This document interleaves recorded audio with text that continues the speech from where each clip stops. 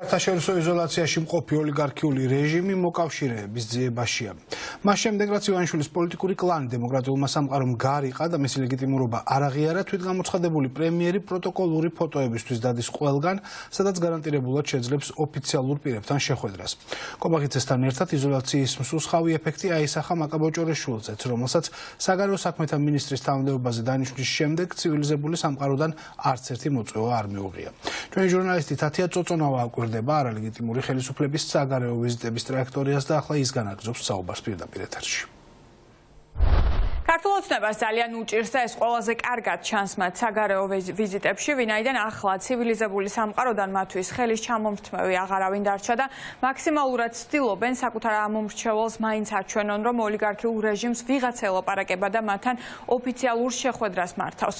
ასეთი ქვეყანა ბევრი არ აღმოჩნდა, მას შემდეგ რაც ივანიშვილის პარტია მიიტაცა არჩევნები და დიქტატურის დამყარება მთავარ მიზნად გაიხადა, საგარეო ვიზიტებს რომ გადავავლოთ თვალი, იმყოფებოდნენ მხოლოდ მეზობელ სომხეთსა და აზერბაიჯანში, რაც გასაკვირი არ არის, ვინაიდან ამ ორმა ქვეყანამ პირველივე დღეებში მიულოცა რეჟიმს არჩევნებში გამარჯვება, ასევე სამთავრობო თვითმფრინავი ამ 3 თვის განმავლობაში ევროპის ქვეყნებიდან ეწვია მხოლოდ ორბანის უნგრეთს, რაც ასევე არ არის გასაკვირი ორბანის და ოცნების თანამშრომლობიდან გამომდინარე და ახლა არალეგიტიმური ხელისუფლება იმყოფება ოფიციალური ვიზიტით ყაზახეთში, სადაც პრეზიდენტ თოყაევსა და მთავრობის წევრებს შეხვდნენ.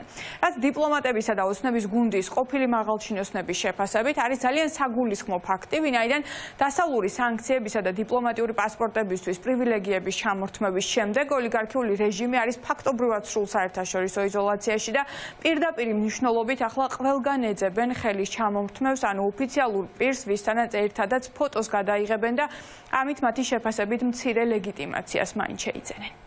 გასაგებია, რომ მეზობელ ქვეყნებში და ცენტრალური აზიის ქვეყნებში შეიძლება და სპარსეთის ყურის ქვეყნებშიც განხორციელდეს ვიზიტები, ისიც საკითხავია რა შედეგები ჩამოდის კონკრეტულად კობახიძე, მაგრამ ცხადია, რომ დემოკრატიულ სამყაროში მათ ისინი არიან ხელჩამოურთმეველნი, იზოლირებული და კეთროვანები, ჩვეულებრივად ეს ასე გაგრძელდება, ვიდრე არ დაკმაყოფილდება საქართველოს მოქალაქეების უდიდესი ნაწილის მოთხოვნა.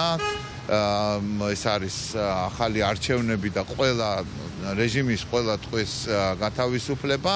ამ მოთხოვნას აყენებენ ჩვენი ევროპელი პარტნიორებიც ამერიკის შეერთებულ შტატებში, ასე რომ მათ არ ჩაესრულებათ ვიდრე ისინი არ დააკმაყოფილებენ არ ჩვენს მოთხოვნებს, არ ჩაესრულებათ არც ერთ დემოკრატიულ სახელმწიფოში და რამდენჯერ უნდა ჩავიდნენ, ხო, წრეზე ჩვენ ხედავთ ელჩების ვიზიტებს მეზობელი ქვეყნებიდან, მე არ ვაკნინებ მათ მნიშვნელობას, მაგრამ რამდენჯერ უნდა შეხვდნენ იგივე ელჩებს ერთი თვის და ერთი კვირის განმავლობაში. მათ არ აქვთ ლეგიტიმაციის არ ქონა იწვევს იმას, რომ დასავლეთში მათ არავინ ხვდება, არავინ აღიარებს და აქედან გამომდინარე ისინი აქტიურობენ, ცდილობენ ლეგიტიმაციის პრობლემა აჩვენონ, რომ თითქოს არ აქვს და ამიტომ მაქსიმალურად ცდილობენ ამ ვიზიტების განხორციელებას.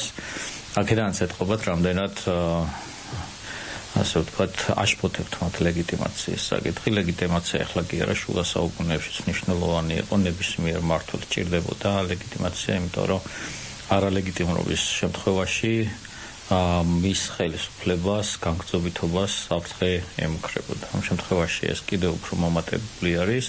სამწუხაროდ ამას ექნება უარყოფითი ასახვა იგივე ქვეყნის ეკონომიკაზე. სომხეთი, აზერბაიჯანი, რატომ ასევე თურქეთი ჩვენ მე მქონდა საუბარი სომხეთის პარლამენტის წარმომადგენლებთან და მათგან მივიღე ძალიან მარტივი პასუხი, რომ ეს არის სამეზობლო და მათ სხვა არჩევანი არ აქვს და პრინციპში შეგვიძლია რომ გამგონია რომ აქვს სხვა არჩევანი, მაგრამ პრინციპში გასაგებია მათი პოზიცია.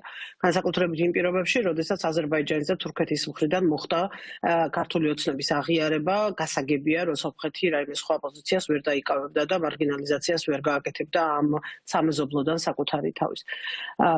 მაგრამ ყველა სხვა შემთხვევაში ჩვენ სახეზე გვაქვს არც თუ მაინც და მაინც დემოკრატიით თავგამოჩენილი და ცნობილი სახელმწიფოები, რომლებსაც არ უჭირთ ირაკლი ყობახიძესთან ურთიერთობა, იმიტომ რომ მათ ქვეყნებში ადამიანის უფლების მდგომარეობა და დემოკრატიული პოლიტიკური უფლებების მდგომარეობა კიდევ უფრო ხანდახან კიდევ უფრო ცუდ ვითარებაში და ცუდ მდგომარეობაშია, ვიდრე ეს არის დღევანდელ საქართველოში.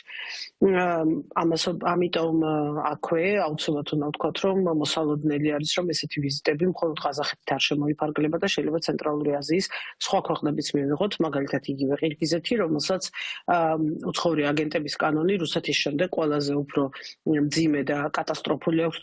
მთელ ამ პროცესში განსაკუთრებით საინტერესო არის ის, რომ ერთ დროს რეგიონში რეფორმებით და ბევრი სხვა კრიტერიუმით ლიდერი ქვეყანა საქართველოს ახლა მეზობლები უსწრებენ, მაგალითად სომხეთი, რომელმაც ამერიკის შეერთებულ შტატებთან სტრატეგიული პარტნიორობა გააფორმა, ეს მაშინ, როცა ვაშინგტონმა ივანიშვილის გუნდის ბრუტალური ქმედებების გამო ჩვენთან ათწლეულების სტრატეგიული პარტნიორობა ჯერ კიდევ ნოემბრის ბოლოს გააუქმა.